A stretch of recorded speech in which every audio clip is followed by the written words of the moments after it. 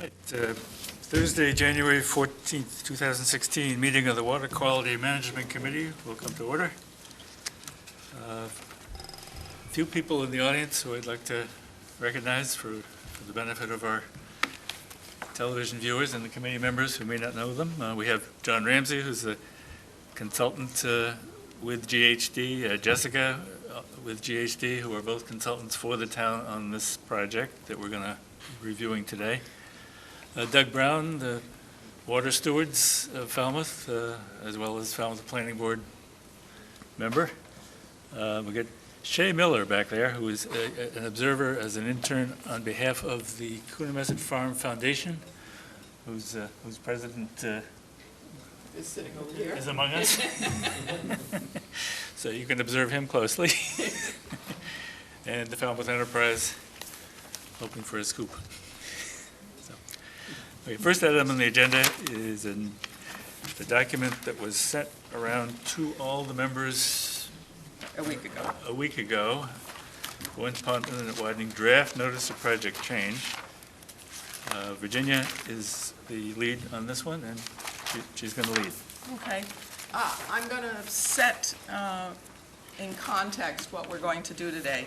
I think you all remember from 2012 and 2013 the work the town did on the Comprehensive Wastewater Management Plan, which finally received a certificate from the Secretary of Environmental Affairs in January of 2014. In that certificate, which is this document here, the path for notices of project change are laid out very clearly.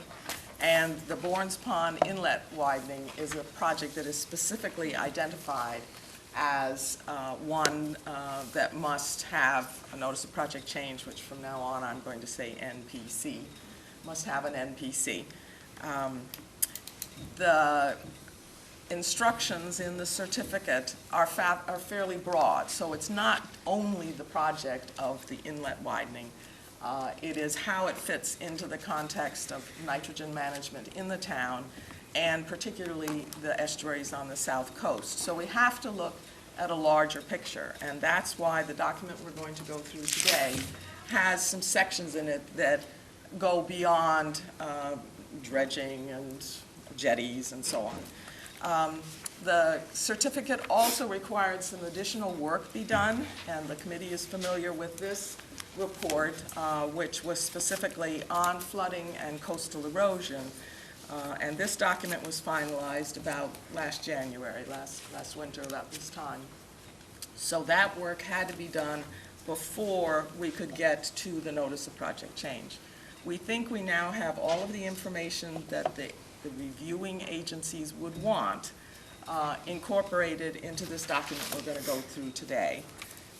And then that will trigger a review, a formal timeline, public comment period, review by the Massachusetts EPA, and then subsequent to that, we can begin the actual permitting. And that permitting will be with the Conservation Commission, the Corps of Engineers, Coastal Zone Management, quite a long laundry list of agencies. But it starts with this legal document, which you all have had a week to look at. Our practice has been, when we're forwarding documents of this sort to the selectmen, that we simply go through it page by page. Are there any substantive issues that you think should be in that aren't? And we have Jessica and John here to comment on those technical matters. And then is there anything that you don't understand that perhaps should be done more clearly? And we need to know that. If it's just a word change or a typo, send it directly to Sia, and she will incorporate everything that goes into the final version that go to the selectmen. So I'm ready to start and go through page by page if that's okay with everybody else.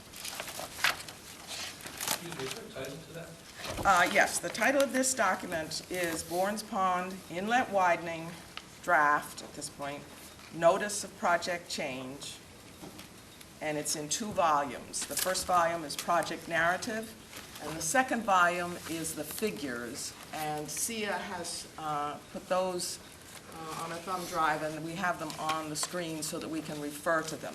So the text itself is exactly that. It has tables in it, but it has no figures. Okay, so first section is the introduction. It's basically one page. It says what this notice of project change is and gives the formal number, which is 14154. And it reiterates in these bullets specifically the things that were asked for in the certificate. Okay. Section 2 is the project area description, and this was drafted by John Ramsey, and it is the overview of what you're going to see in the next 7 sections. Specifically, I think we can say what is here. The inlet is currently 50 feet. The optimum size for the best amount of tidal exchange and no shoaling is 90 feet. And the jetty that is on the west side will be extended 25 feet, and another jetty farther west that's not doing anything useful is going to be shortened 25 feet. Section 3 is the Bournes Pond background, and it's the widths of the inlets. And we have historical slides on that. See if you can move to the next figure.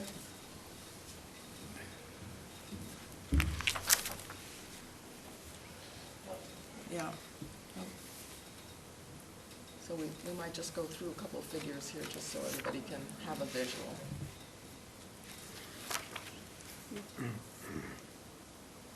So you're looking here at the existing and then the rendering by the engineers of the future bridge.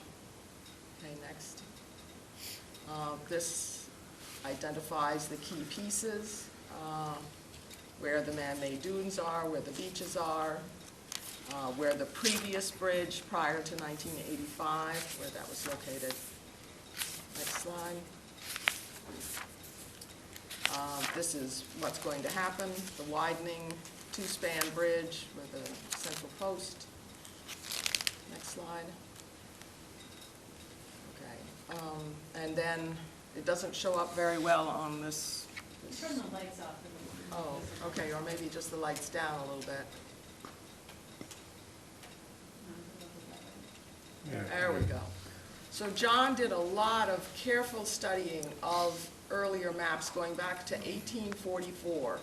And in 1844, the inlet was where it is now, and it was actually much wider, probably due to a storm event at the time it was mapped. And then it migrated westward, and 1874, 1896, it is over towards the western side, but again, is much wider than what we have currently. And then 1920, and I think there's one more slide. Yes, okay. And here we have 1938, just before the 38 hurricane, and again, it's wider. I believe it's 89 feet, something like that. So the modeling and the history both would say that an optimal size is 90 feet, not the 50 feet that we have now. Okay. All right, let's leave that for a moment and go on to go back to the pages. So that's the background, that's the history, and then we have the planning and implementation. That they had to give some history about how the 1985 bridge was repaired.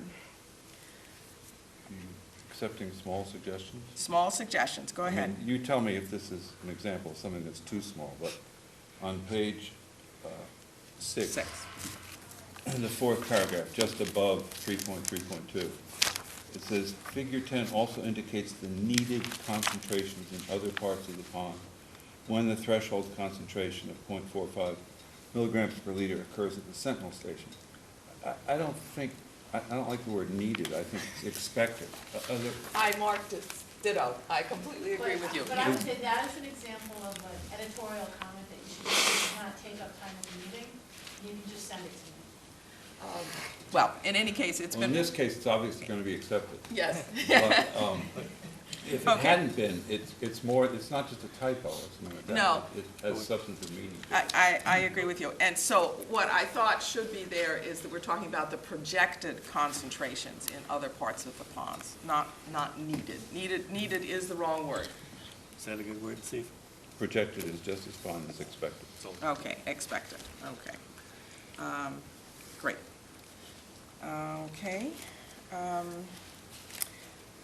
We're then familiar with Table 2. These are the nitrogen loadings, existing threshold, and it's use of Table 2 that ultimately gets us to our number that we need, 4,000 kilograms per year that need to be removed. Page 7 is just an explanation again of how the TNBLs came to be, and page 8 and page 9 are all history about the Comprehensive Wastewater Management Plan. Excuse me, Eric. Just a point, there's a few things like this throughout the report, but the bottom of the last sentence in section 3.4, this equates to 4,161 kilograms To be removed. Right. Okay. Later in the report, page 7. 7. This is just something we need to resolve, maybe, or something, somehow. But it is that other sections of the report refer to that figure as being 4,000. And similarly, with the 2,000 figure that comes through about reduction, there's another reference to 2,000 something else. But I'm not sure if this equates to this, equates to, 4,161 kilograms. Well, Okay. that's pretty precise. Yes, right, I and, also had a note about that. okay, and this goes to John's frequent pet peeve about us using rounded numbers. So I think we should say equates to approximately 4,000, and that's why the 4,000 is used through the rest of the report. I was trying not to be exactly precise, but we missed it here. Well, it's 4,000, but okay, 4,000, So, okay. Well, that means we're rounding it, okay, from 161 rather than, It's okay. a Yeah, gross. okay, it's gross, okay, gross that's rounding. okay, all right, that's Yeah, okay. Okay. Planning number. And you know, when we've talked to There we go, planning. DEP and the commission, the Massachusetts Estuaries project is a planning document, and so their numbers, although they have these three decimal points. The idea is the nitrogen removal rates, the masses, are a starting point that are going to be verified and validated based on what happened, changes in the ecosystem. So they don't think that rounding is a bad thing. So we're all okay with the rounding? I'm fine with, yeah, I just, Okay. as we go through, later on, it does say approximately 4,000, but then it's sort of, it's not consistent, Well, let's that's all. make it consistent. Yes, Okay, thank you. okay, this will say approximately 4,000. Okay. So we're now to page 9, modeling, nitrogen removal, and preliminary design evaluations. Again, this is history that has been, is being reprised for the information of the agencies that read it. On page 10, excuse me, there is a correction that's substantive that we want to make, and it's down, there are a series of bullets, and then there's some dashes. The first one says, use of a double-span bridge in the same style, width, and appearance as the existing single-span structure, and then it says figure 3. Should be figure 5. But the word width should not appear, because this bridge is going to be slightly wider. It's about 2 feet, I think, wider. So we're taking the word width out. Also, item number 3 on that page, instead of 1995, I assume we want to use 2000? 2,000, thank you. Under 3 above, same page, but above, in bold. And I have a Yeah, Another 2,000, okay. question. The bullet just below the one where you made those two changes. Okay. Can somebody, I'm just curious, why do you need to fill wetlands if it's a taller bridge? There's a good answer to that, John? It says, maintaining the same elevation of the bridge to keep the same clearance under the bridge and eliminate the need to fill wetlands due to a taller bridge. So if you go with a... You have to stand to the, So if you go with a taller bridge, what ends up happening is you have to do side slopes, and those side slopes would actually go in and encroach on existing wetland resources. So if we keep it the same elevation, we don't have to do that. Thank you. and that's an important consideration because there are wetlands and habitat on the sides of the bridge. Okay. You say public questions and comment for the end? I'm going to try and incorporate it because you're asking about something that we're talking about now. So Doug, go ahead.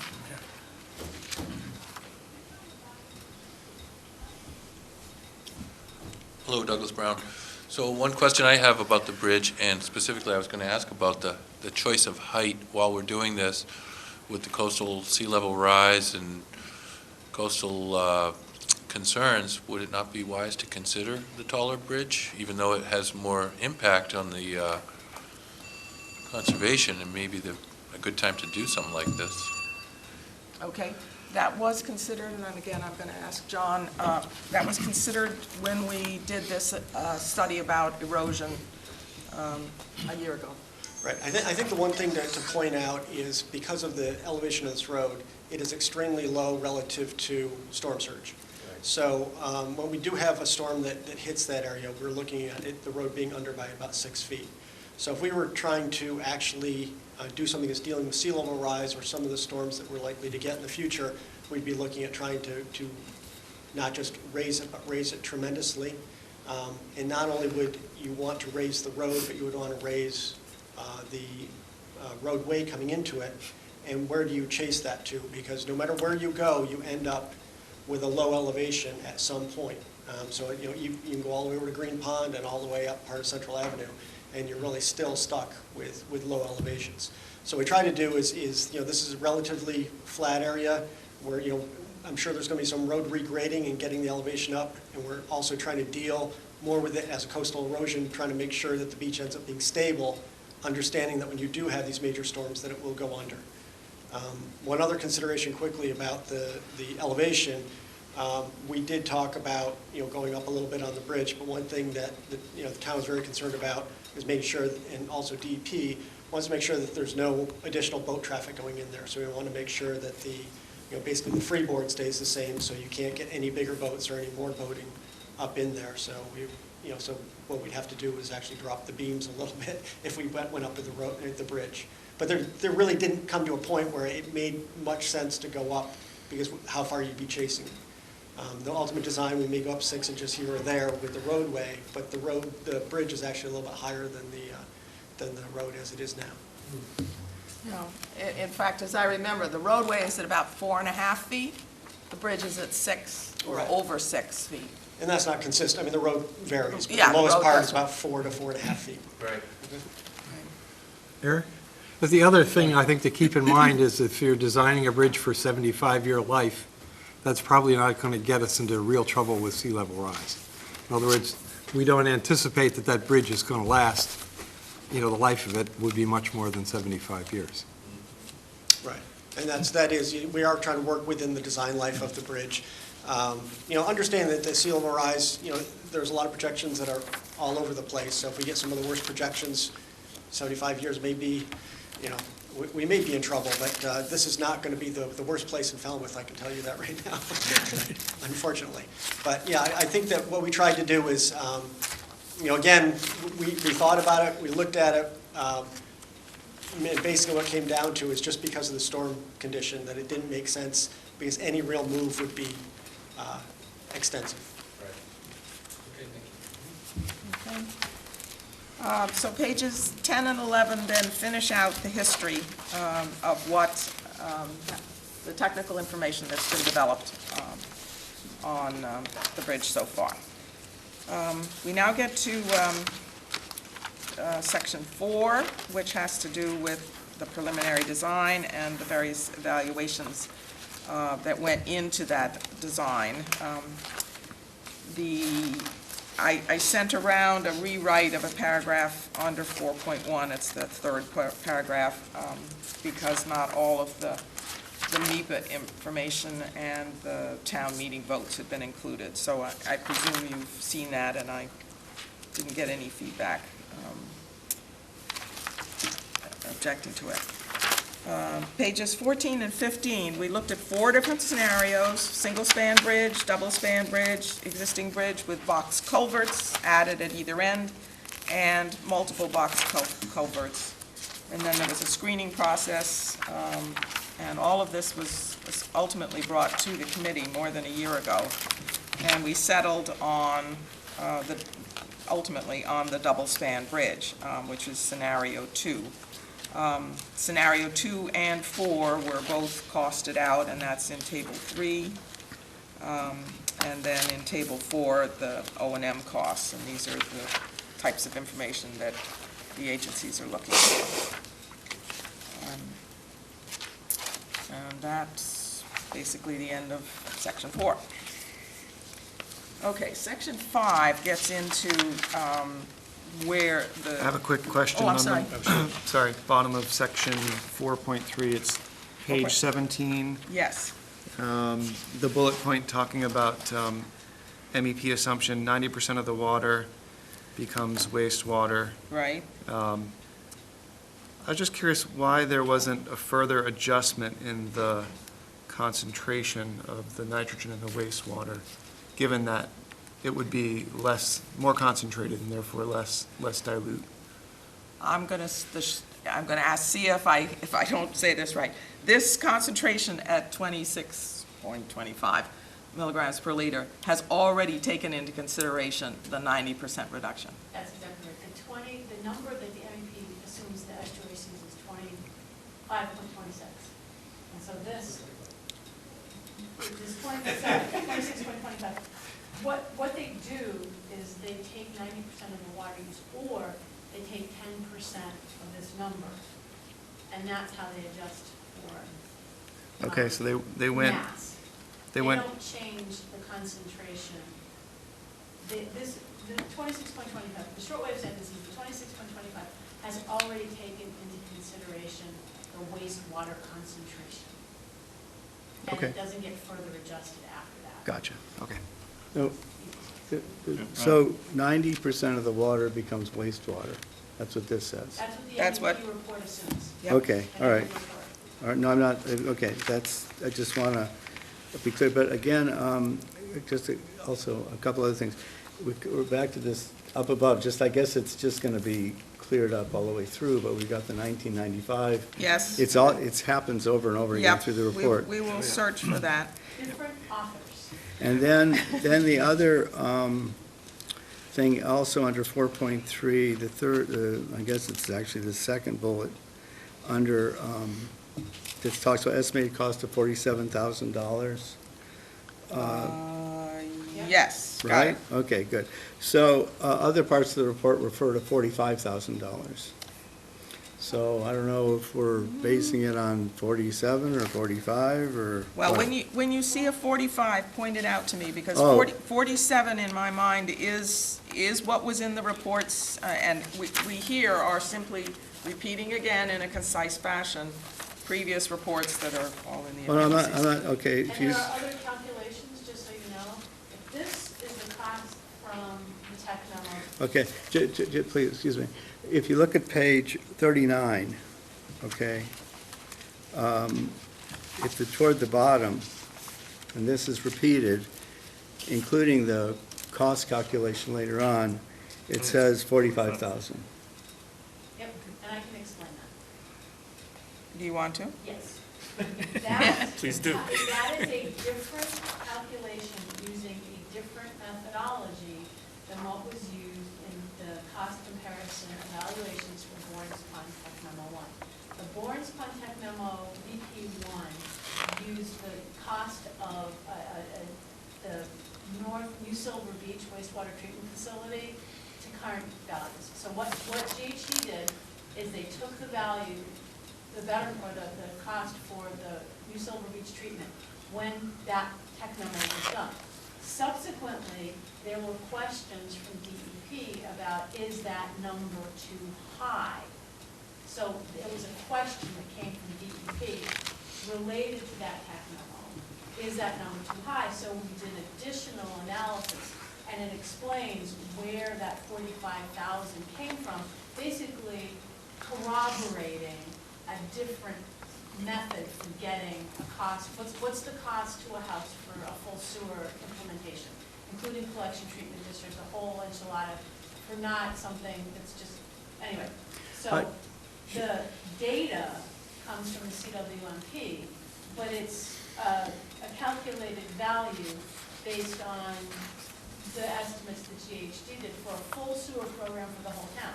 Because the concern that DEP had was, well, what the new Silver Beach plant was a small, satellite, expensive treatment facility. What if it were scaled up and you were actually doing a sewering of a larger area like the whole, South Coast? And so that's why it's 45. It's not the same methodology, but it does show that there's consistency, and that's what's the value of those two numbers and that two different methodologies. Good.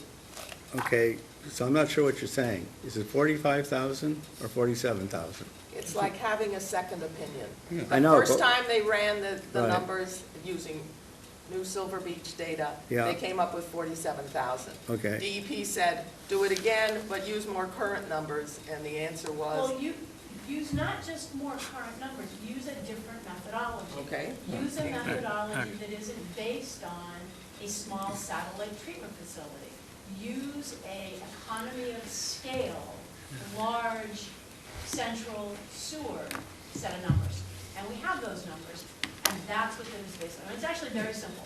One number was based on a small satellite treatment facility implementation paradigm, how you do it, the technology, and the costs for a small satellite facility. The other is based on an economy of scale central sewer plant. And the numbers are not that far off. Yeah, it's somewhat remarkable that they're that close. Yeah. It Yeah. is remarkable. Right, and there's a reason for having two numbers. And that's why we have two numbers, and it makes sense for them not to be the same number. Right. Okay, Sure, right. just one thing. Okay, so we're talking $45,000 per house now. The Little Pond sewer system is $23,000 per house. Now, they're different, I understand somehow, but how they're different? You understand very well how they're different, Well, because you've been well, here the- for 5 years. Well, 23,000. And the other thing then becomes that if we stay with the 70% betterment, the betterment in Little Pond is 16,000, and the betterment in this area would be 31,000. So it's, We're not going to talk betterments today. I'm just saying, though, that this is, Betterments are this not is on the something table that in any way, folks, shape, or form. as we move forward, just, it's a consideration about why alternatives are a good way to go. We all agree on that Okay, subject. so, but it's just a factor, and it could be higher. Little Pond was an Okay. incredibly economic. Okay, we're on page 17. We are. Okay, if there are no other corrections, we'll then move to section 5, which is the potential environmental impacts. The sections of what's called CMR, the regulations of the DEP are quoted here, under which this project will be reviewed and subsequently permitted. And John has also given us some history of inlet widening as an alternative, as a concept within the MEP study arena. And there actually are only a few places where it actually makes sense to do inlet widening, where you actually clearly get an environmental benefit. Before you turn the page? Yep. On page 21, 21, up at the top, Little Pond, yes. I thought that the inlet widening had been rejected for that.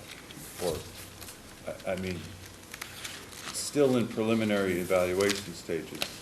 Do you have a better So- wording? Not completely off the table. Thank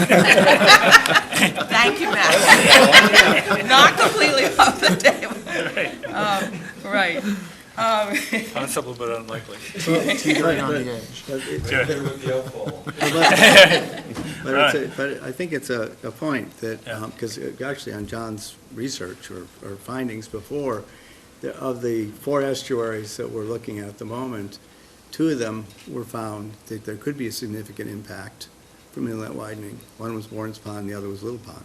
So not necessarily being completely off the table, but being a possibility. And I think in the TWMP, if my memory is correct, that is one of the options that was considered to meet the difference between what the sewer system was going to do and what we could do, depending on what happens, we're not sure, but what it could do. There is at least a considered gap, and that was one of the factors, including shellfish or whatever else could go in there, could take care of it. So I don't think it's completely off the table, or, I think it could be very much on the table. Yeah. As a Well, cost-effective measure. Without discussing tables, this phrase that we have in here, still in preliminary evaluation stages, is actually quite accurate. Yeah. It was and still is in a preliminary evaluation stage, and it hasn't gone beyond that because these other things have happened. Well, it's a backup if the sewer and plus the oysters don't work. True.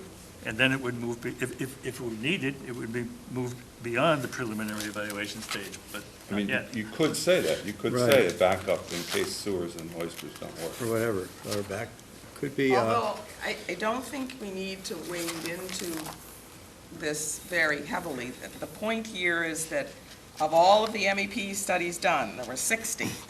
They ended up with 6 possibilities. 1, 2, 3, 4, 5, 6.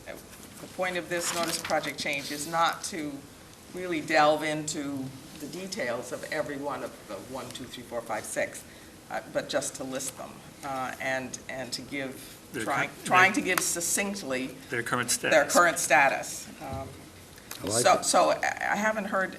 I think it's okay the way it is myself. You're okay with I'm it? okay with it, but All I right. just think it's definitely still, hasn't been shoved out, We wanted Yeah. to indicate that there is a potential. Yep. Okay. Now, secondary impacts. This section goes through the technical terms that DEP uses to describe each one of the resources. This language will make a great deal of sense to the Conservation Commission because each piece, land under ocean, land under salt ponds, coastal beach, what's the difference between coastal beach and a barrier beach. So John has very carefully laid out what these resources are, what their definitions are, and then relevant to our particular project here. Are there any questions on this?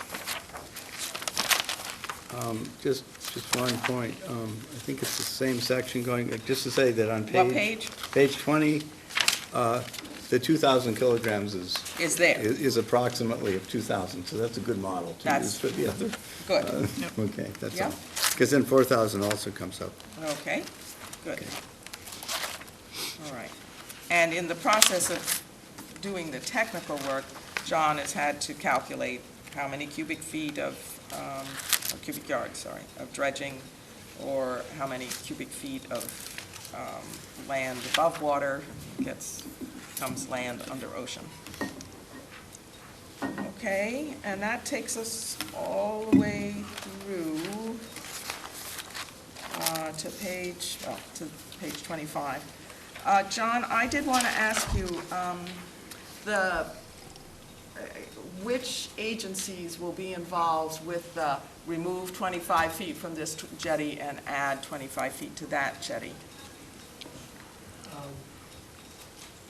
I mean, it's going to be in all the permit documents. I think the agencies that will be most concerned about that will probably be Massachusetts Coastal Zone Management, CZM? and likely DEP. The Army Corps, I'm sure, will weigh in, but they usually defer to Coastal Zone Management. Okay. All right. Okay. And of course, Conservation Commission, I don't want to, Yeah. Okay. Well, yes. which will be through the DEP process. Yes. Okay. Section 6 specifically lists the permits and authorizations that we have to go through. It's quite a list, and it's broken up as to what level of government. We already have some existing dredging permits. Those are very useful, and they set the stage for what else we will do.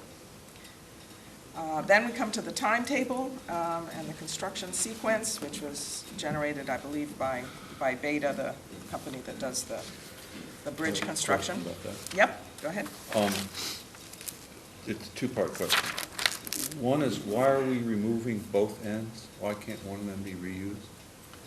You mean both jetties? Or abutments for the bridge? The west side and the east side, that's your question. Right. Right, so, John? I think what we're trying to do is, so one of them obviously has to be completely removed because it's no longer, it's going to be shifting from being an abutment to a pier, right? So it's going to be actually the pier in the middle of the channel. Well, I'll tell you this, I'll tell you the whole thing, and you can address Okay. all at once. The timeline doesn't say anything about the middle pier. Well, it does. I couldn't see where it says you're placing the middle pier, or that you're reusing part of one of the existing piers as the middle pier. So maybe we should have to review that. So I haven't gone over this list in years, so. And page 14 is related to it. It refers to the same thing under the scenario.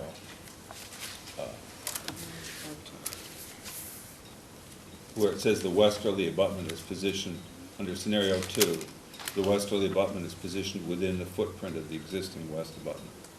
Right. So I think if you look at number 7 on page 27, so form and place concrete for the proposed easterly superstructure, that would be, so that. So That's the new That's the one. eastern. That's the eastern abutment. Oh, and you're saying, okay, so we're not. Well, there are there's 2 nothing now, there. and there are going to be 3. So Right, there are going to be 3. And so maybe that needs to say that in addition to the central one. But we can go over that list to make sure that Okay. that's consistent.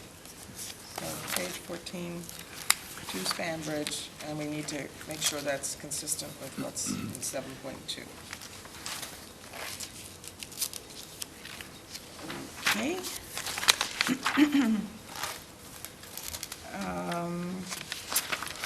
Project schedule, which is table 5 on 28.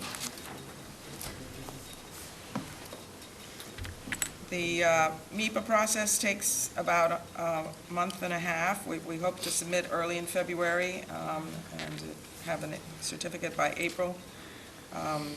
And then begin starting the permitting application, as I mentioned earlier, to Conservation Commission and Army Corps. We have put into this schedule that we would have all the permits by spring of 2017. That is an aggressive schedule. We're going to try run in parallel with these various permits. But I just want to acknowledge that it may take us more than a year. It may take us 18 months to get all the permits. But anyway, that's the way we set up the schedule. I just have a Yes, comment. Ron. I think that I'm going to be making a few slides, provide a few slides, but I think that for this scheduling that we need to look at this in terms of the information that has come to be before since the CWMP, and actually since Article 17 was passed. But I would say that we may want to slow this down a bit to see if there's another lower cost alternative that we've already been exploring in the form of shellfish that may put this closer to a construction start date. Not that the permitting process should be changed, because we have no idea when that'll end. Right. But possibly putting a construction schedule, maybe starting in the fall of 2020, if the evaluations that we would do between now and then would not pan out, okay? So it would be a few years, it would give us a chance to follow the MASHP model of starting with shellfish and then going as far as you can with it, if at all, and then considering what else needs to be done that might be higher cost and higher risk. So I think that this is, we may want to talk about this a bit in conjunction with what I'll present. But I would say Okay. that this might be something, again, GHD has prepared the Mashpee plan, and that's the way it's organized. And actually, what was the last town meeting? They voted $350,000 to kick off the shellfish work in advance of doing anything else. It doesn't mean it may be needed, but it may or may not be needed, but we can go forward. Yeah, So, Just a question through you to Ron. Does this mean you want to postpone the permitting? No, permitting should continue, because as I say, we have no idea when this is how long this will take. We got, as you said, an aggressive schedule. We should continue, with this, and there's quite a bit of investment in this already, so that we should try and stay on track with what, with going ahead. And then if we run into roadblocks or bottlenecks or more hurdles, it comes back to us. It may take more time. So, but then again, we could do in parallel another program that we can look Right. at, and I'll explain the details. Just to follow up, Yeah. that sort of makes sense to me. I mean, if we go ahead with the permitting and not commit to the construction right away. Well, as a matter of reality, no construction takes place until Of bids course, have gone yeah. out, bids have been opened, the selectmen have agreed to things. Every step of the way, when you start getting into construction, requires an affirmative act by the town. There's no automatic pilot here. right. So I think, Well, I would, to the extent that new information comes along and it changes the town's view of the matter, it can be stopped whenever the town feels like stopping it. So far, Okay. that Well, it's good to recognize that anyway I at think this the point. main thing is the permitting should go. If it gets into preparing bidding documents, that's another big thing. Right. So we may not, Right. we can reconsider at that point, or the Steve. town could. Do any of the permits have expiration dates? No. Well, I take that back. The Conservation Commission normally has an expiration date of 3 years, but That's plenty it's of time. often tied to the commencement of the project, and clearly, so I do Okay, not so think, in the short term, right, I do that's not not think an if we get a objection. permit, and then we decide we don't want to construct in 2017, I don't think we'd lose the permits. Well, I think we should add some language here that kind of describes that, what we may be exploring other options. If I could Yeah. interject here, we haven't had your presentation yet Right, and right. that discussion. Okay, I So will come I back to think this. for the moment, we Okay. leave the All table right, okay. 5 as it Great. is. Okay. Why okay. don't you keep track of places where you think changes would be made if your representations are adopted by the committee I and the think, town? well, so far, I think this is really the gist of it at the moment. Okay, fine. There could just be a description there, but let's just see, we'll give the presentation, which you've had, you'll have, but then we can discuss it and see what the thinking is, so. Eric, could I just comment? Sure, John. It seems to me that if we equivocate at this point, we're simply going to damage our chances of getting the permits in a expeditious way. In other words, if we sit here and say, well, we're not at all sure we're going to do this project, and we send it up to the state and ask them to expedite the permit process, they're going to say, hey, You're absolutely right. So far, there's only one of us who has said that, and he would like to persuade the others. Well, And he will have that opportunity. Thing is, we're talking about $5.5 million. We understand, and you will have that opportunity. Okay, so if we could keep focused here.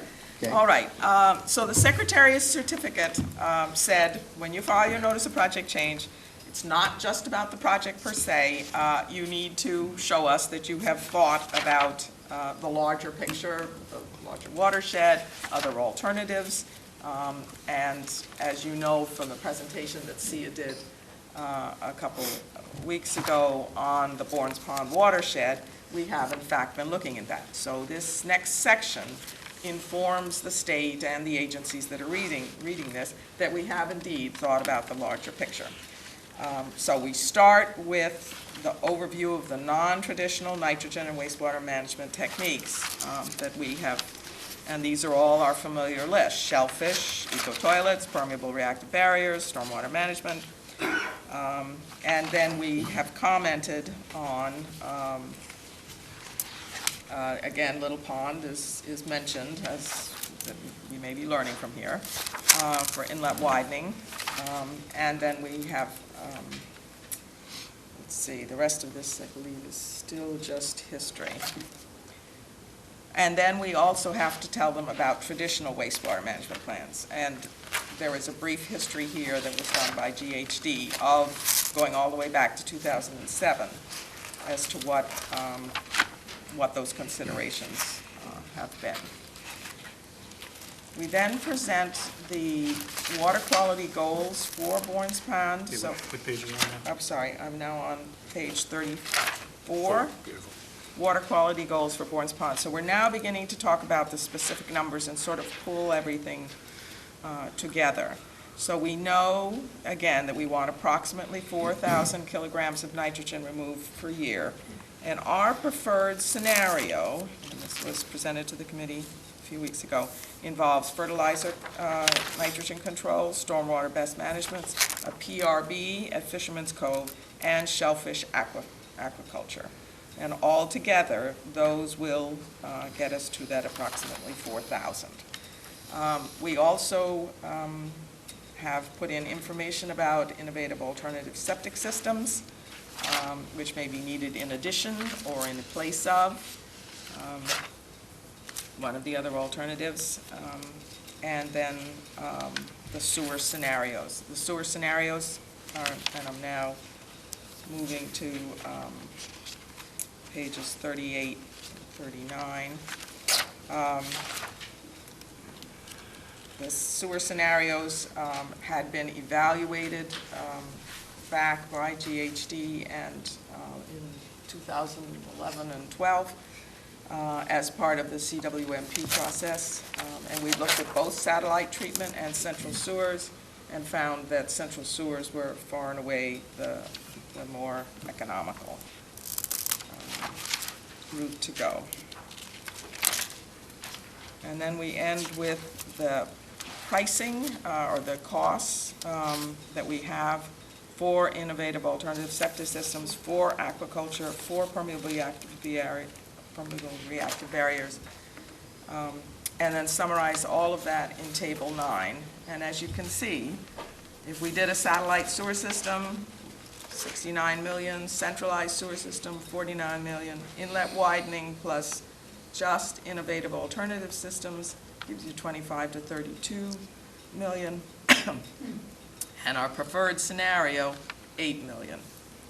So clearly worth putting a lot of energy into trying to make this alternative work in terms of cost effectiveness to the town.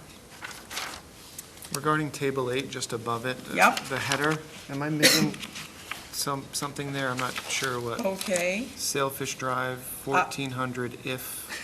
If is linear feet. Okay. So, LF. Oh, right, got it. linear feet, but we Okay. spell that, or just say feet. Right. Yes, what other kind of feet? Right. Could we turn the lights back on Yeah. unless there's something else? Oh, yeah, we never went back to the slide. Is that the last slide? Can we put cost on that table? Which table? Table 8, Well, it says cost. right, but then you've got the blue box, no, It's sort of obvious. doesn't matter. No, I think the dollar sign is clear enough. Where does it say the preferred option? The preferred scenario was stated back at the beginning, Page 34. page 34. 34, okay. Thank you, yes. Okay. Right, Table 6. Okay. And then, just, This last piece, right? okay, and then just to finish out, the MEPA certificate had a few other requests. Were there any other changes to the CWMP or the EIR? So minimal. And they specifically wanted an update on the other pilot projects that they had spelled out. And those other pilot projects were the Little Pond Shellfish Pilot Project, which C has worked very heavily in. And then the PRB as a concept originally was for just West Falmouth. So we've given them a whole history, starting with hiring CDM Smith and what we found and what we are presently doing. And then references. Okay. Okay. I want to thank the Virginia, see it, and anyone else on the committee who John and worked Jessica. very hard over the Christmas holiday and to get this out in time for the committee to deal with it, in time for the selectmen, and in time to get it submitted in Boston in early February. This was a major undertaking, and everybody did a hell of a lot of work. So, comments, questions? I know Ron would like to make a presentation questioning the preferred scenario, I think it's fair to say. Anybody else have any comments or questions on what we just did before we go into that? Okay, Ron. Okay, thanks, Eric. Do you want to stand there and help me? Oh, okay, that's fine. Okay, great, thanks. Is a little gadget there I can point at things to? If I can remember, if I don't mess it up again. I'm looking for there was something that says orange.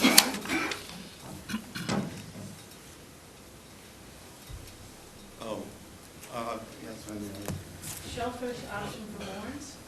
yeah, that's it. There we go, that's it. That should be it. Thanks, yeah, that's it. I need to lay it off so you can see. Here we go, sorry. There we go. to watch this one from home. Okay, thank you.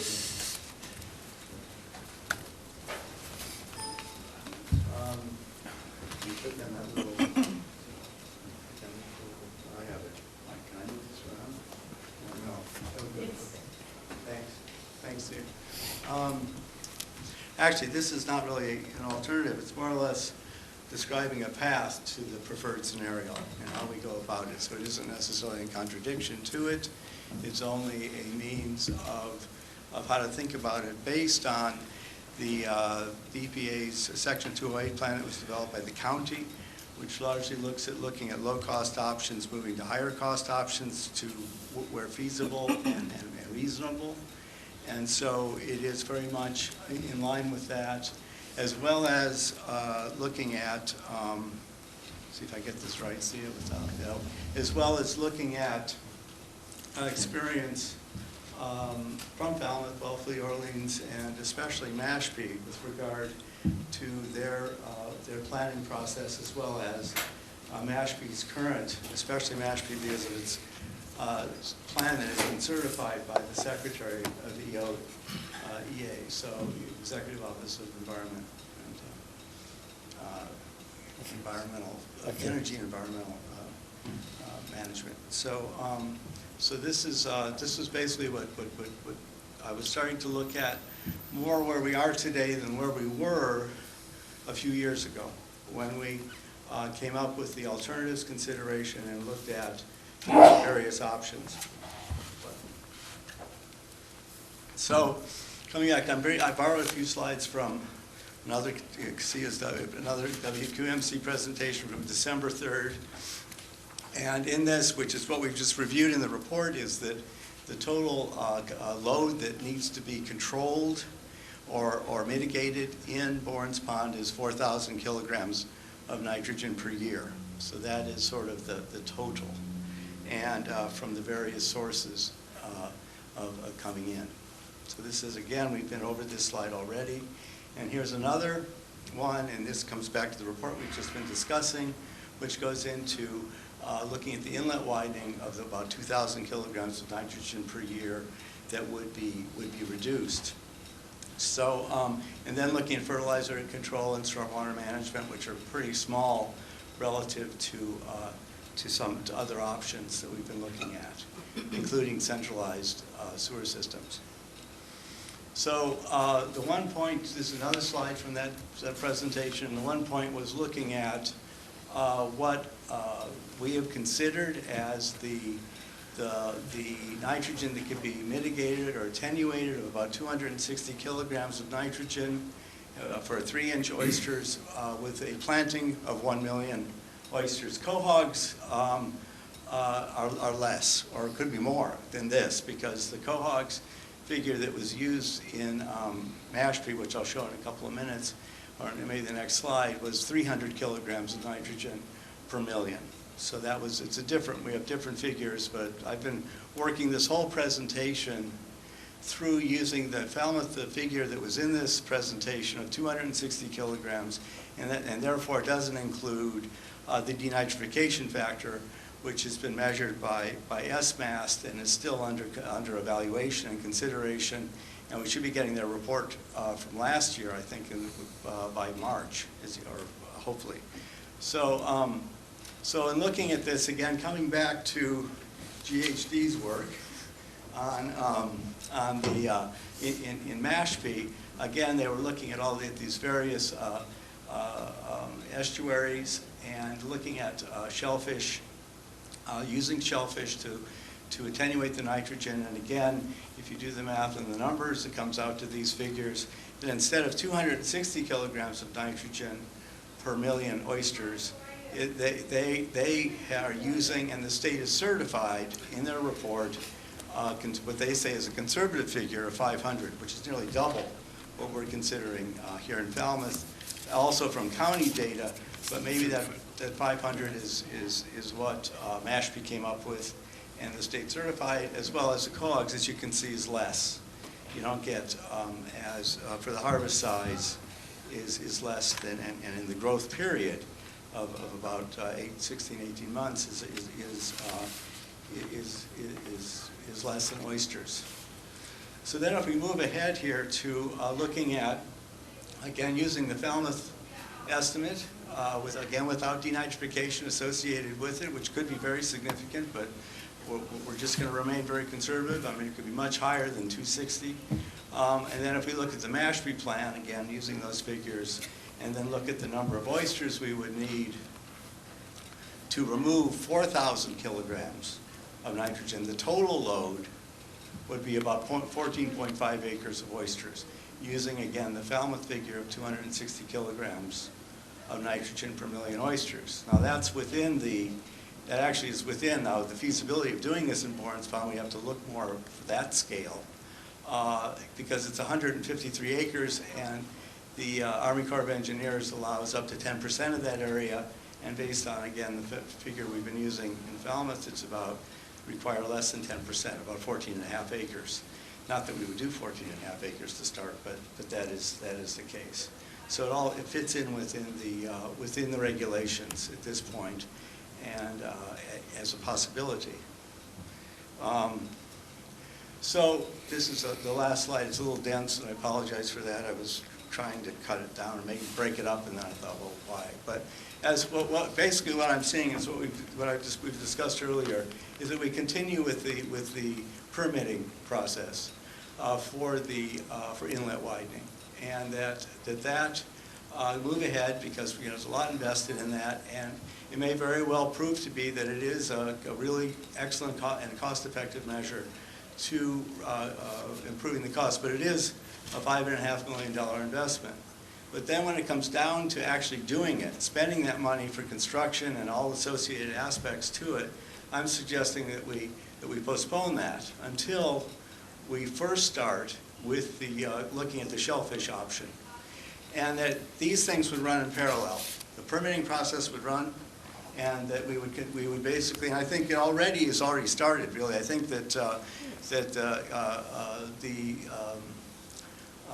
Marine and Environmental Services Department plans to applied for a grant to do some aquaculture in Bourne's Pond. So this could be kind of an expansion of that program. And then again, working again with the same thing. The state has already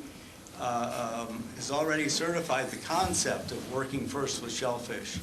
So we could start at the equivalent of 2,000 kilograms of nitrogen per year, which would be the same as inlet widening.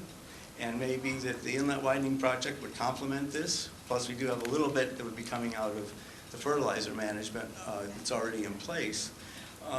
But this is fertilizer controls, rather. So this is, we could start with this, and that would require about 7 acres of bottom planting. And the bottom planting is what's important, because we just want to put them out, and there are ways of working within the, pardon me. And could you just, bottom planting is with oysters? Oysters, yeah, sorry. Yeah, it says 7 million oysters. Yeah, okay. So we would do a bottom planting with oysters, which we've been doing, okay, with the current demonstration project in West Falmouth Harbor, as well as Quistit Harbor and Green Pond. So it would be a continuum, basically, and that's worked out very well. You have to put them in the right places, and we have to find those places. And C&I and Matt, and I'm sure, I know Chuck has scoured Bourne's Pond for areas, and we can look into that. So that would be the case. And then we could still continue with using, although this could be done in Bourne's Pond, but if we wanted just to keep things as it is without having to go through a more permitting process, we could continue the seed production in Little Pond in the 2-acre area already allocated and possibly using as a reserve area. The reserve area we've also been given access to for oyster aquaculture already in place in Little Pond. So this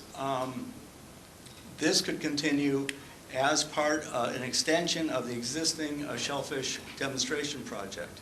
And so this is the idea. And one thing about it, though, we have to keep in mind is that there are laws, regulations, as we all know with all these things. But in Bourne's Pond, we had a couple years ago, Chuck Martinson, our shellfish constable and assistant or deputy director to the department, he planted a cohogs in an area and closed it for the year to give them a chance to grow. So that was closed off. So in a way, it would be a similar process of 1 year you'd close an area, seed it, next year open it, seed another area, close that, and then basically go back and forth through this process of enhancing shellfish production in town. We could also throw cohogs in with this, but the oysters are really the better option. So we have that. We've got a lot of equipment still lying around from the demonstration project. Yeah.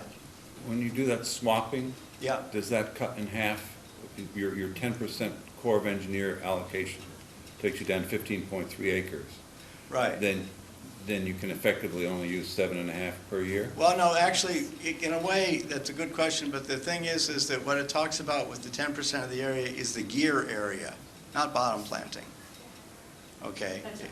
It's not, Oh, okay. it's the gear area, so we would still be within it, so it isn't, it's apples and oranges in that case. So you could actually, this is You could use a more joke, area. you could, for bottom planting, the Corps of Engineers, 10% is irrelevant. Irrelevant, You could plant right. the whole pond. Exactly, that's a good point, I should have, yeah.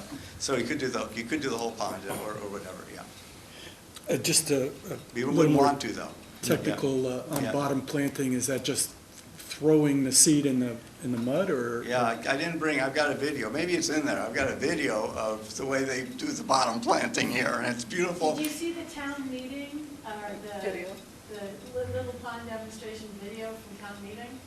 I thought I did, but I don't Anyway, remember that part. And the people throwing Yeah. the Yeah. oysters? But they were bigger Right, oysters. right. Those were 1 year, they were our first season. So what, of an inch, 2 inches? Inch Inch and, and a half? average of an inch And, and a half. and do you know what the survival rate of those are in the mud?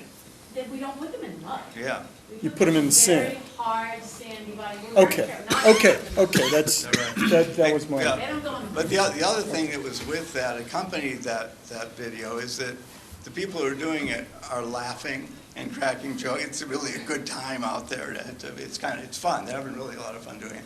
So also Chuck brings in, the shellfish people come in and they volunteer and they're involved because they get a lot of benefits from it ultimately, after the next year. So there's quite a lot of win-win aspects to that as well. So I just came up with some early estimates. Okay, the equipment should be available, most of it. It's not that expensive, relatively speaking. The estimated, it might be 5 months of labor. I figure about $10,000 a month, plus seed, $100,000 to do this. So we're talking about $150,000 a year cost, and about $2.5 million worth of in terms of the harvest price of oysters after 16 months. So this is, when I say this is really not, this could be changed, but if we continued this as a town operation, a town kind of project, that would be to benefit the recreational and commercial harvesters. But the main thing is that it would be a major water quality improvement, and that would be the real benefit to the town. Now, inlet widening, as we know from the report, has an investment cost of $5.52 million a year, plus another $41,000 a year, according to the report, in maintenance and dredging and that kind of thing. So this is a very long-term, very costly investment. And depending on what's the life of the bridge? Do we figure 75 years? 75. 75. Okay. Well, anyway, so that's another $55,000. Let's see. Another $75,000 a year if it's amortized without interest. But anyway, so now when I come up with these figures, okay, there are two things that we need that have not been discussed very much. But one is that, well, we have discussed the nitrification factor. That's the associated nitrogen removal due to the associated with the shellfish, which is being documented more and more. We've documented it here in Falmouth. The other aspect is the seasonality factor. And the estuaries are not in bad condition right now. Throughout most of the winter, like 7 months of the year, their water's clear. The nitrogen's still flowing in, but it basically discharges. And I think there's like 10 turnovers a year in Bourne's Pond just from fresh water going in without the existing inlets exchange. So that goes out. So a good part of the nitrogen loading actually just goes out into the sound anyway. The benefit of inlet widening is that it would increase that rate, but it may not be necessary if we can move this toward this approach, or it may prove to be the perfect complement to the shellfish, because it would be half and half, more or less. Or the shellfish, if we went up higher than 7 acres to 14 acres, it would be the whole load could be removed using the very conservative figure from the viewpoint of Mashpee, as well as of 260 kilograms of nitrogen going into growth per year. So that's why I raised the point. We may wish to continue with the permitting process. We have that going ahead, but whether we make the decision to actually build the structure, we may be able to avoid that cost and take this other approach. Ron, what are the... Thank you. Hold it. Sorry. Just make sure, are you finished? Is that the presentation? Is that the end of your presentation? Yes, thank you. Okay, fine. Any comments or questions from the committee members? Let's start at this end and roll right down. Matt? Yeah, I mean, this is, for $150,000 a year, I would offer that we could take the money out of the Eco Toilet Program and do this. I don't know if it's appropriate to talk about that now, or we should put it on the agenda for a future meeting. We're just discussing Right. what he put on the table now. But We're not that's shifting money around for this, believe me. My immediate response is, Well, that's a why major- not? Well, we'll find out why not, but let's go, Steve. I mean, I think we should talk thoroughly about this, but first I just have a smaller question. You have 2.5 million in green and 150,000 in Yeah. red. I don't think there are too many oystermen out there making 2.35 million a year. No, it's not no oystermen, it's I a haven't whole, met them. it's everybody going after them. Last year. But I mean, you're Yeah. implying, I mean, what's revenue to the town and what's? Okay. This is, the Because revenues this is something in this whole oyster discussion that's been bothering me in the back of my mind for years now. Okay, you see this figure here, this one? And these two? Those are real money. That's real money. If we can avoid spending that. I hear you. Okay, No, all right. I'm not opposed to your idea. I just want to know. No, compared to this. What the other number This is basically a plus. This is a win. This is the comparison of the red figures, okay? $150,000 a year versus these figures together. That's the difference. That's what you look at. The $2.5 million is just it's gravy. It's over the top. The savings here is between those two elements. Is that, I get it? Yeah, I'll take that. I'll change that number to 0 in my mind. Yes.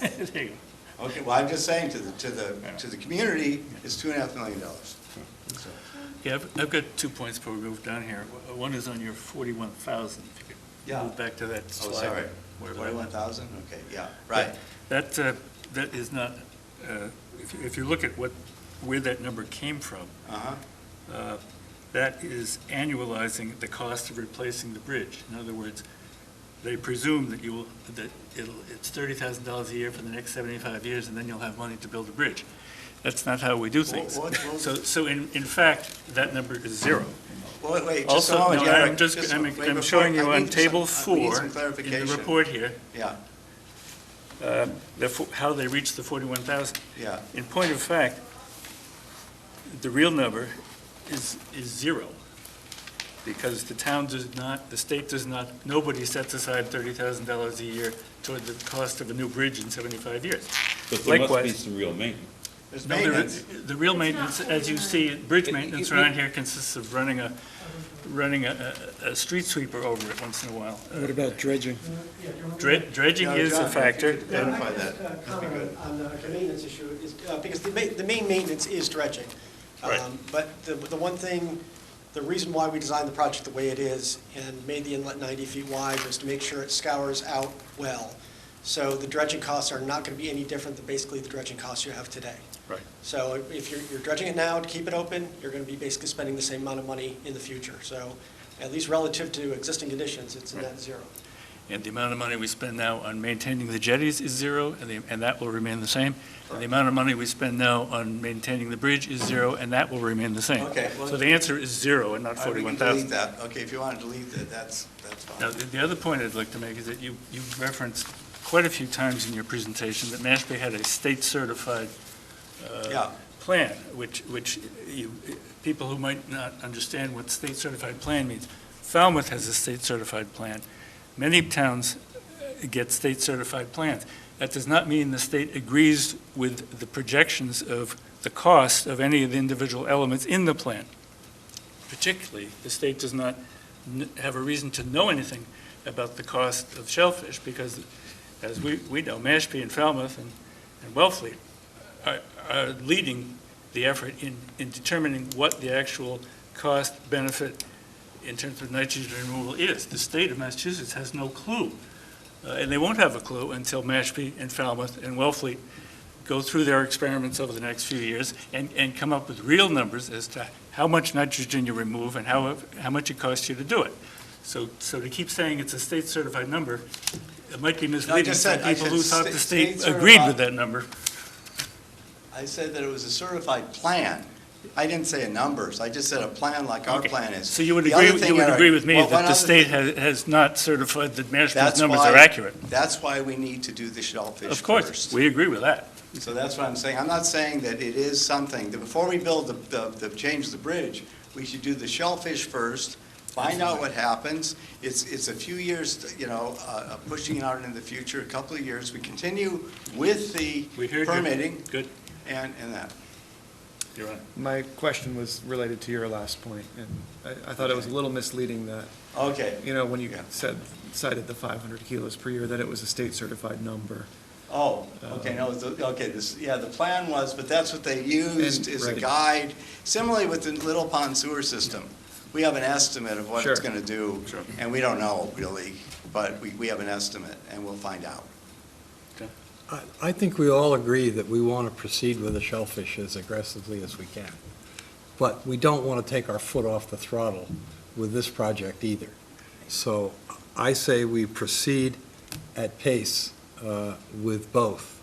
And as we learn more about the effectiveness of the shellfish, we can then alter our program as the data comes in. And I agree with you. Yeah, okay. See you? Yeah. Matt? Just a couple of technical comments. Yeah. And the first one has to do with the uptake of nitrogen by shellfish. And I have mentioned this before, and I'm going to say it again because it is truly the foundational reason why the numbers that are in our plan are different from Mashpee's plan. And that has to do with two things. One is the size of the oyster.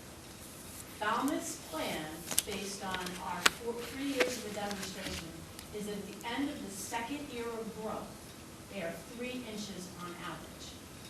Mashpee, and it says it right in their plan, is assuming a 3.5-inch oyster.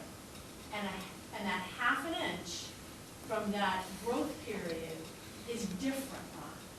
That is the reason. If you were doing a 2-year oyster aquaculture propagation project, growers like 3-inch oysters, customers like 3-inch oysters, harvesters like 3-inch oysters, they grow to 3 inches in 2 years if you put them in bags for the first year and bottom fill them. That .26 comes from the Barnstable County Department of Health or Cooperative Extension for a 3-inch oyster. Right, well, Mashpee, let me finish. Mashpee is talking about a 3.5-inch oyster that is grown in a reef-like format. That is what Mashpee has been doing. They use remote set, which I'm very familiar with because we're doing it in West Falmouth, and they are allowing them to grow for over 2.5 seasons. And because they're grown as a reef, the shell gets thicker, and they actually have higher nutrient content. So let's just be. Right, exactly. No, I agree with you 100% on that. That's why we're talking about different numbers. That's why I use this number. One at a time, please. Go ahead, finish up. So just so we understand that the 260 is based on our demonstration with a particular kind of growing, and Mashpee's talking about 500, and I know you used our numbers. I just want everybody to remember why we have different numbers. It's 3 inches versus 3.5 inches. And a longer growth period. And a longer growth period. Fair enough. Okay, Matt. Yeah, I was just going to say, he did use our numbers I know that. for the calculation. Actually, I use so- the county numbers. Well, it's, Same as CS numbers, we use the same numbers. right, Steve. we use CS In numbers. support of Ron's point, if you go back to that figure with the money, And that was going to be, can I talk about the money, because that was going to be my second point? Oh, wait, let's, Steve, Do you want to say something? Do you want to let her? Go ahead. Okay, so the other point I want to make, the other technical point, first was about the size of shellfish, is 7 million oysters, which is what the plan here would be. Growing 7 million oysters for a labor cost of $50,000 is, from my experience talking to us, it would be one of the biggest oyster farms on the Cape. It would be bigger than a couple of oyster farms off the Cape. That is a huge harvest volume, because you can't just grow 7 million oysters. You just can't take 7 million oysters out to get the nitrogen. You have to be growing about twice that many to have it fed as a production. So 7 million oysters is not a seasonal, it's not a seasonal job. It is a business. Because if one guy could grow 7 million oysters and get the harvest value of those oysters out, they'd be doing it. It doesn't take one guy. It takes a team of people. So I really urge us to look at that $50,000 labor cost and maybe quadruple it or quintuple it, or I think you need 5 or 6 people working year-round. It's a business. No, this is wait, you're misunderstanding something that I'm presenting here. The labor in this case is growing the seed in Little Pond and moving it to Bourne's Pond, and that's the end of it. They don't. Okay, we're not going to debate this. They don't have to manage the growth and the harvest and everything and the marketing of the product. They have nothing to do with that. All that has to be done, which is a big task, and I agree with that, is to grow them to that small size in high density in bags and move them. The other alternative, which we can explore, would be simply to grow them in Bourne's Pond. As seed. If it takes 2 acres to grow 7 million as seed, we could do that in Bourne's Pond and then spread them out in Bourne's Pond. It just depends on how the process would go.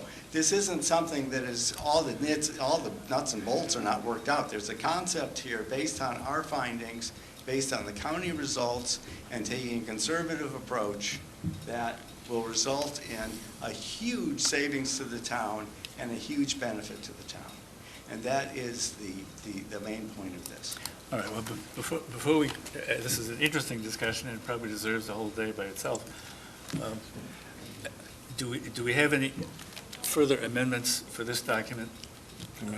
I defer to C on that. I was going to make a comment on this. Oh, okay. You said, would I let C go first? And I said, yes. Oh, yes. Yep. All right, then you want to continue the shellfish argument? Go ahead. Well, No, I'd like it's to, sort of a summary. It is in favor of Ron, even if you change his 2.5 million to 0, perhaps because you're letting a contractor do it and take the profit except for a permit or something, and even if you don't do any dredging and you let the bridge rust, and you use 3-inch oysters instead of 3.5-inch, even if you take all that away from Ron's argument, with the possible exception of what Sia said about the scale of it, he still comes ahead on the numbers, so I think it deserves more attention. I think the main thing is that this isn't a commercial operation. If you want to run a $7 million oyster commercial operation where you're going to produce and harvest and sell and do everything, that's a whole different thing. This is just getting them out there to do our job, which is to clean up the estuary. Well, no one in this committee disagrees that shellfish are an integral part of any nitrogen removal plan. And nobody in this room, or in this town, or in Mashpee, knows the optimal way to do it, because we're all experimenting as we speak. I think- Mr. Chairman, Can I just motion. ask a question, Eric? Just a quick question. Go ahead. Yeah. Why would we spend $5.5 million if we don't have to? Well, that's what we call a loaded question. No, it's not a loaded question. It's straight out. No, Why it- would we spend No, if it we is a don't have loaded to? question, because we know spending $5.5 million will remove the 2,000 kilograms. We don't know that. Oh, yes, we do. No, we have an estimate like we have for the sewer, like we have for Okay, whatever. we're not going to debate this. We don't know I'm that. looking for, if anyone has an emotion Yeah, to I- amend any element in this proposal, I put do. it out now. And do you have one like that? My motion was to put this discussion about the shellfish, Ron's proposal on the agenda for the next meeting for more discussion and a vote, possibly. But that, I mean, if you want a motion to move this as amended by the committee, I'll certainly do that. Okay. Well, I have Okay, a- it's been moved. Do I get a second on this? What's the motion? I missed the motion. To adopt this as amended by the committee? Move this draft as, We were going to discuss section No, actually, 7.3. We have a motion before us. And do we have a second? We do. Moved and seconded to adopt this Someone has to- Well- as amended by the committee. I'll- Discussion on that I'll- motion? I'll defer, and, until Ron has a chance to explain what he wants. Okay. Okay, thanks, Matt. Just on this section 7.3, that's the only section that I would like to see. 7.3, Page 28. Page 28, yeah. okay. Table 5, estimated project timeline. What I'm saying basically is that we, You want the word contingent after start construction, right, along with some other word or two. right. Contingent on,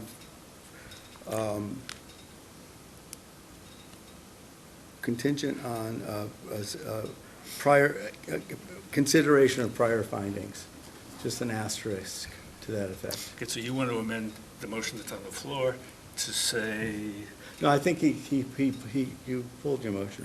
he moved, the motion that's on the floor is to adopt this as amended, as we've been amending it right along. Right. You have an additional amendment that you'd like to add to that, which is, what you just Yes. said? That it would be, there'd be an asterisk just after start construction that would say, contingent upon, could be a footnote, contingent upon findings from, Shellfish findings. contingent, yeah, from shellfish findings, that would be fine. So contingent upon shellfish findings, from Bourne's Pond, I guess. From Bourne's Pond. Okay, do we get a second on that one? I'll second that, Mr. Okay, Chairman. for discussion, we're discussing Ron's proposed language change. Comment? Okay, I haven't spoken yet, and all, other than doing the nitty-gritty of it. This committee is solidly in favor of looking at alternatives. And we are at the beginning of identifying exactly how much of Bourne's Pond actually can have productive shellfish. We don't know that yet.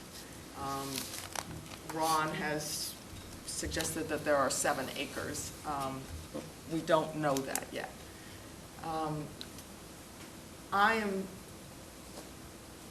having worked on lots of projects for long periods of time, the decision point at whether we will go into construction or not is well in the future. And so sending a document to Boston that shows that we might not actually proceed with this is a signal I don't think we need to send. And at the same time, it doesn't take away from the town's ability to decide with facts in hand that we do have enough acreage to do more shellfish. And we will also know by that time better whether there are other obstacles to actually doing the inlet widening. So I would keep all our cards close to our vest and not put something into this document that kind of weakens our argument. We need as much help as we can from all of these agencies to widen the inlet, because we know that it will do at least half of the job. If we can find out in the meantime something else will do more of the job, then obviously we and the selectmen and the community and all the growers will weigh those things at that time. I give Ron credit for carrying the flag for the shellfish, and we really need that kind of advocacy. But I don't want to weaken this document in any way. And so I would support Matt's initial motion, and I would not support the amendment. Any other comments on the amendment? Steve? Yeah. I hear what Virginia is saying about showing resolve to the permitting people in Boston. But depending on exactly what start construction means in terms of bidding and so on, and the fact that you're saying it's estimated. Absolutely. Yeah. But the fall of 2017 yeah. isn't that far away at the way things go. And, right, estimated sort of covers almost anything we want it to. This doesn't nail us down to anything. Right. But does anybody have any reasonable estimate, just from my curiosity, how long it will take us to know how many acres of oysters we can plant in Bourne's Pond and what they will do? We're doing a feasibility study this year, so by the end of this summer, we will have much better information, and we'll still be in the middle of the permitting, so we're nowhere near the construction. So we have time. Any other comments on the amendment by Mr. Zweig? Okay, if not, Aye. all in favor of the amendment by Mr. Zweig, signify by saying aye. All opposed? No? No? Okay. You were not going to vote for your amendment? I might have I might convinced him. want to. I convinced you, Rob. I think the word estimated is. Do you want to something. recount? But I'm just.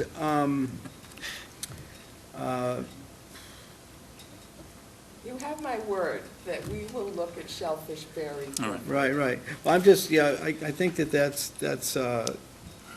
fine. I would like to, I think that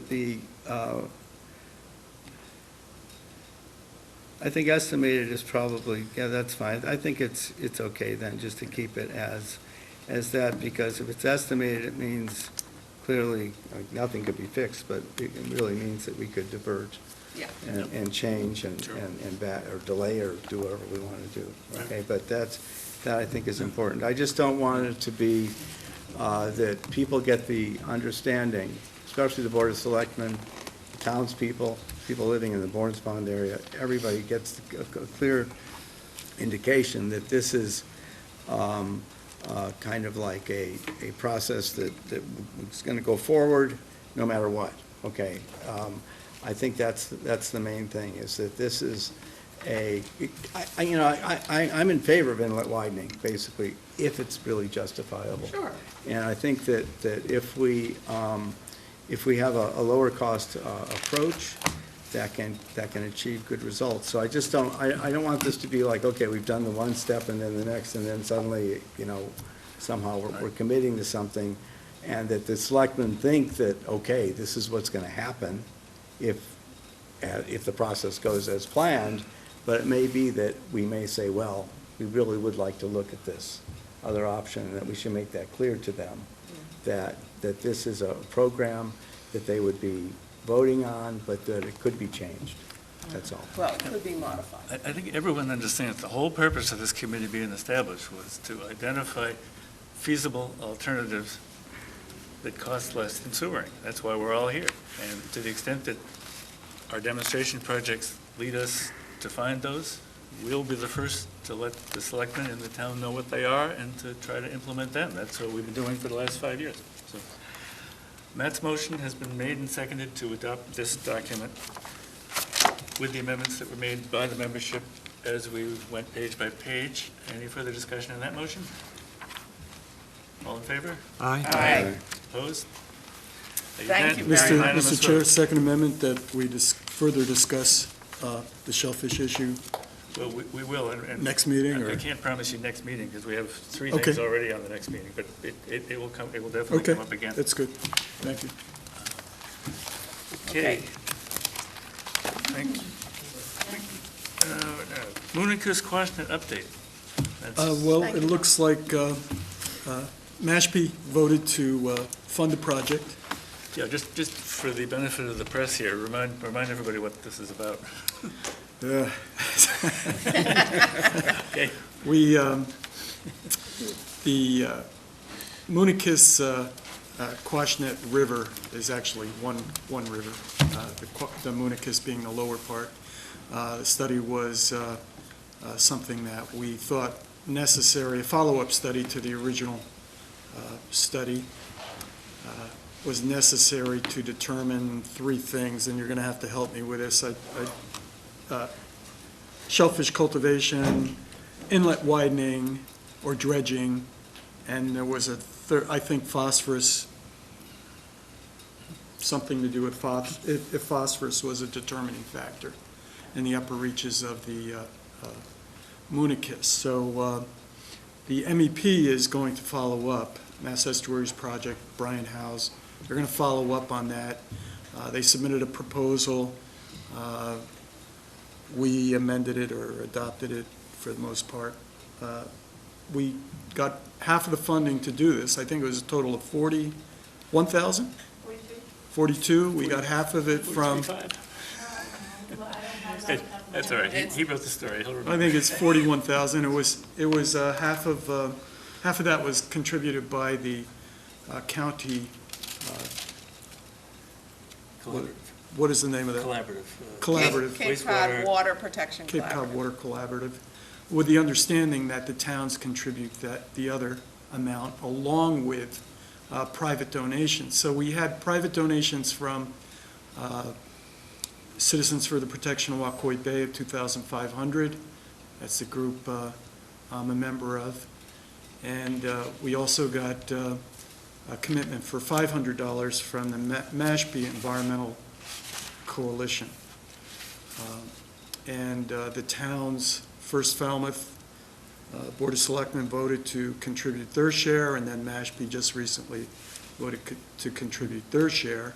So it's a go. We're going forward with the project. I don't know how soon they'll get started, but I have, see it for your information, the Mashpee Environmental Coalition is working on getting that check to you, and so is my organization. So Falmouth will be handling the money.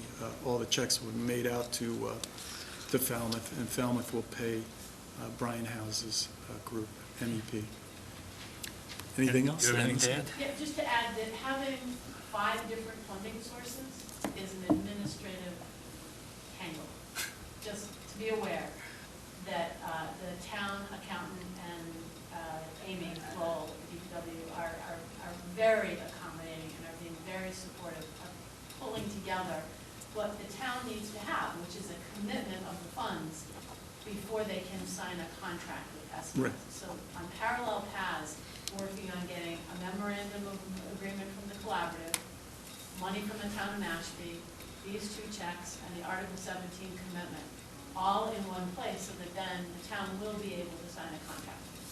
So it's not trivial, but it is happening.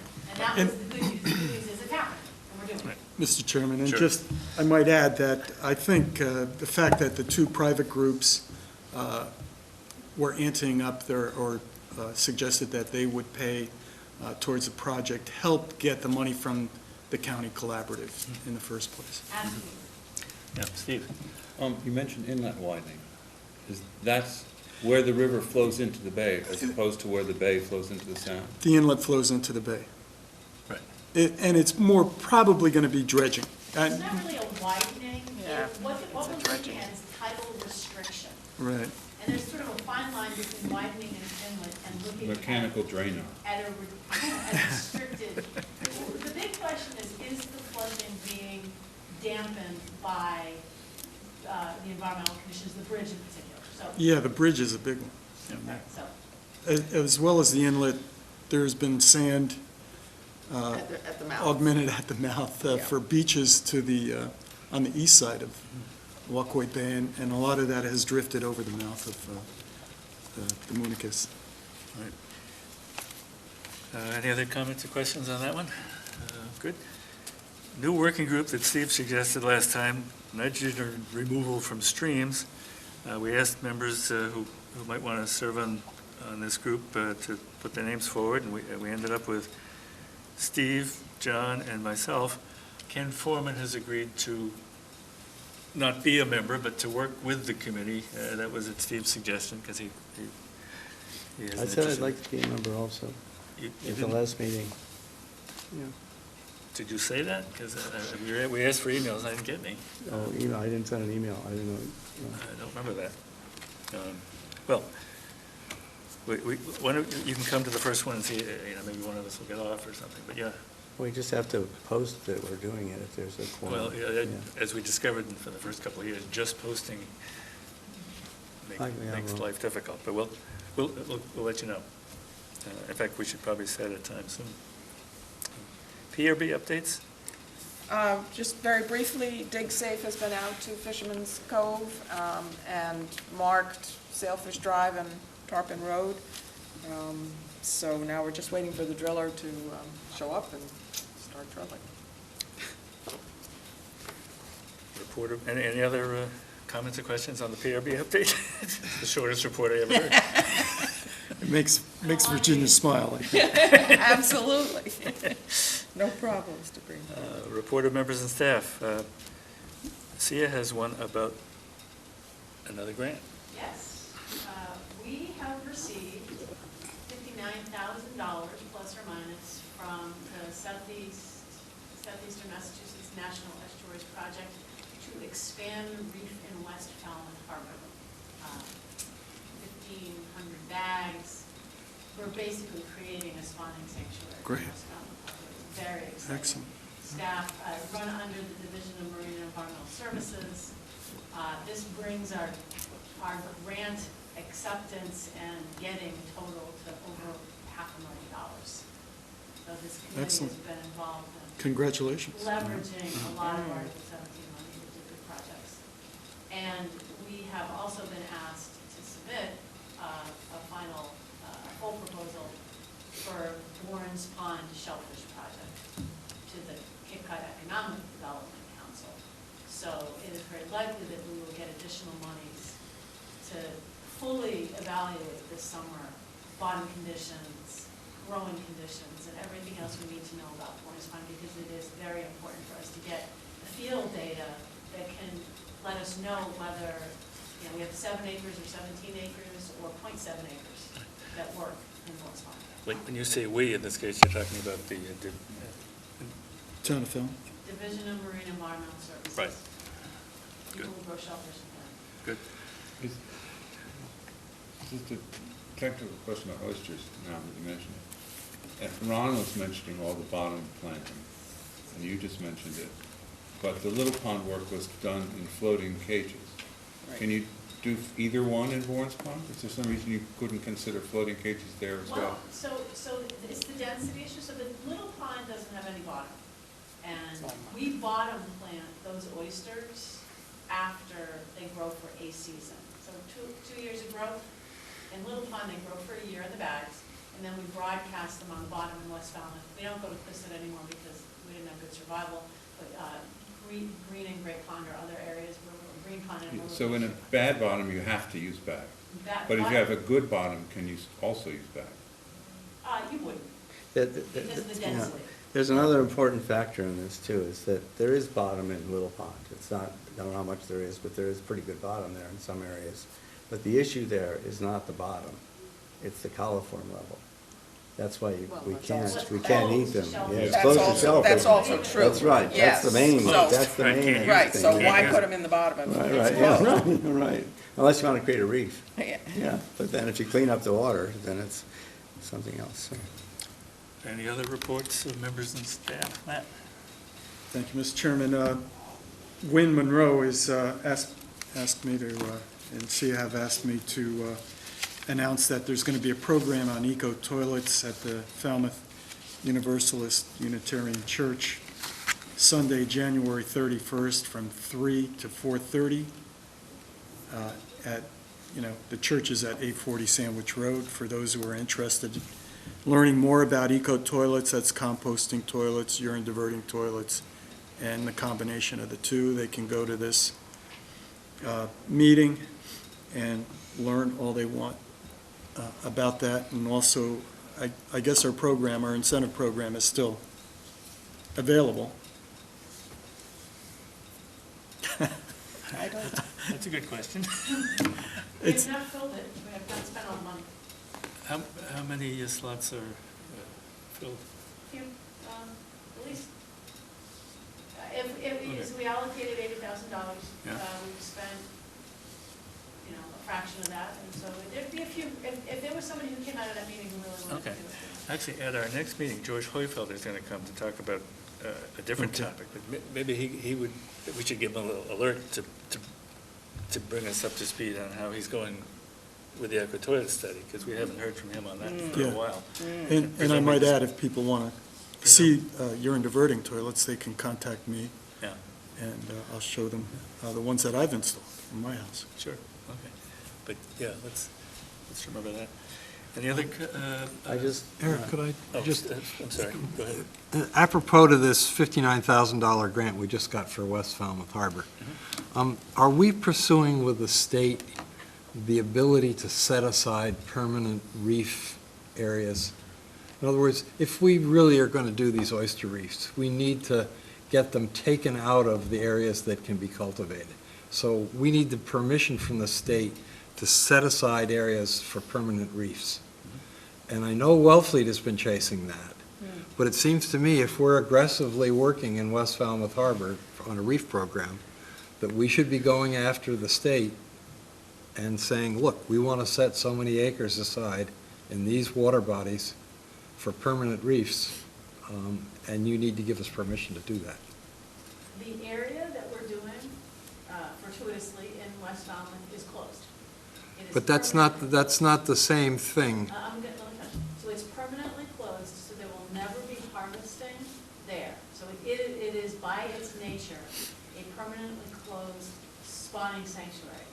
The other half is that Chuck and I are meeting with a number of folks who sponsored the bill, the Wolf, I think it was Wolf, the bill that is looking at the spawning sanctuaries, and Chuck in particular is actively involved already in promoting legislation that will allow these set-asides. It's gone forward, and they're trying to get funding. Actually, the bill almost passed, but then they decided they wanted funding in it to explore, the quantification of some of this stuff. So it's being done, right, by our Division of Marine Environmental Services. Okay. But that area has been set up as a sanctuary by the state or been certified? No, it's a closed area. It doesn't need to be set up as anything else. It's going to stay there, and oysters are going to continue to grow on the reef, and nobody's allowed to harvest them. But if the area becomes open because of all the advances at the wastewater treatment plant and everything else, and the IA systems in West I Falmouth. think this area's gonna stay closed. Okay, well, I don't know, it's hard to, you might. There's Yeah. stormwater. Okay, If the area is opened, what happens then? But then it can be taken out. Sure. Yeah, that's the, you People want it to move. stay there. That's why that well fleet that's why they're really trying to push Yeah, on this. What's wrong with them? Eventually, they've got to come out, or you haven't removed any carbon. Unless you have enough space for them to grow until DEP disappears. No, but the idea of the reef is not a nitrogen removal, it's filtration. Filtration and spawning sanctuary. You're not trying to remove their biomass, you're trying to use them as biofilters. Right. Water clarity. But then we should always make clear when we say that we're not removing nitrogen. We're not talking about this reef for nitrogen removal. We are talking about the million oysters that we bottom planted that people are gonna take next year. Right. It will be very interesting to see over the next couple of years how West Falmouth responds to massive filtration by shellfish and this unknown denitrification that may provide like 10 times the benefit, so to speak, and the plume from the wastewater treatment facility flushing itself out. So it's going to be very interesting next couple of years. And WHOI is doing a great job monitoring. They're a key part of the project. And there are 20 houses with their AA systems. And they're Yes. So yeah, West Falmouth could actually turn the corner. We get three serious things going in place in this water body. And we're fairly close to meeting the standard at the Sentinel Station already. So if enough of this puts us over into the winning side, that's ultimately what the state cares about, that they want the data to show at the Sentinel Station that the water quality is consistently below a certain concentration. How we do it is the genius in this town. That's good, and I'm not opposed to any of that. It's just when people then translate that to using some of the same concepts in other estuaries and using them as a major part of it, I understand. then that becomes more important. More important, yep. Any other report of members and staff? I just have one thing. Sure. This is from reading the Cape Cod Times, which is what it was. But then I followed it up, and it said it was concerning an area in Bourne where there was something saying that, further residents of Taylor's Point had previously been restricted from tapping into sewer lines because they were in a velocity flood zone. Now, this is something that apparently came from EPA, but we have about 60 properties in a velocity flood zone in the Mira Vista area. But it turns out, as long as it's watertight, it's not an issue. But this was, something I read in the paper, and I said, oh, what's this, relative? But apparently, if it's built properly, which I assume it will be, all of these will have grinder pumps, so they'll have to be sealed effectively as well, which I heard at Mattapoisett or somewhere they had some problem with that, but it's possible. So it's just that, if anyone else read that in the paper, I followed up with Bourne and with my reading from the regulations, but it's feasible to do it. It's just that in that case it wasn't. Yeah, okay. For my reading, Beacon Hill roll call in the Falmouth Enterprise okay. on January 1st said that the Senate had approved a bill that would allow cities and towns to reduce and spread out the annual tax that homeowners pay on their sewer betterments. 30 years instead of 20 years. Does that sound familiar What a to good somebody? What a good idea. What a good idea. Good idea. It lower the interest rate from 5% to 2% or less. What a good And idea. so that I read on January 1st, and then in the Cape Cod Times on January 11th, the Senate and the House have now both approved this bill. So this committee should take a bow because That's right. we made it happen. is- And now it's spread across the state. But this is, this is generally No, the it's gen- process. no, but- it's general. But it's 2% in their case, we got 0%. 2% Yeah, or right. less, it Yeah. says, right? Right. Yeah. That's our royalty for thinking of it. So, Well, yes, take a bow then. This Right, well, Oh, yeah. thank the enterprise for the roll call, because I wouldn't have known about it, and then I just Right. happened to see elsewhere that it had passed. Okay, vote on the minutes of a prior meeting, Here's the first. which were sent around to you. And that was December 17th, is that the meeting? Yep, Okay. and then Ron had one Yes, there was a change. addition that looked good to me.